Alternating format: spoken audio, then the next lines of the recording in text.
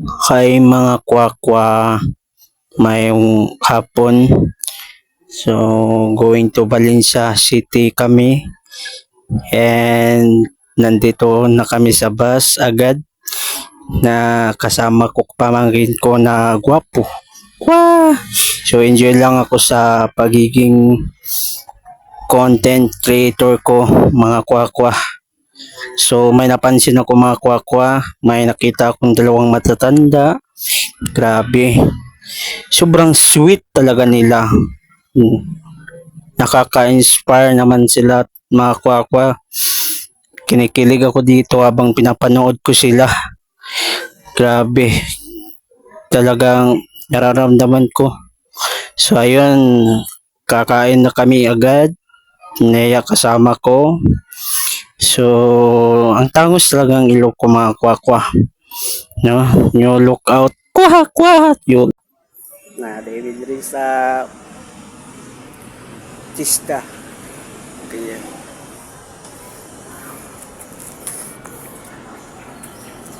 Adik ko dari dog. Sorry. Naganap siya ng salag guys. Yung pamangkin ko ayan ay ka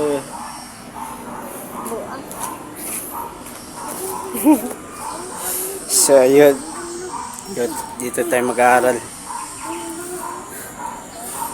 ayun ilabtik sa antana mga kwakwa salag dito ang dami mga kwakwa so ito palang background ng chisda mga kwakwa so nagunsa na magka-JR pabadlong ka pero look good yapon.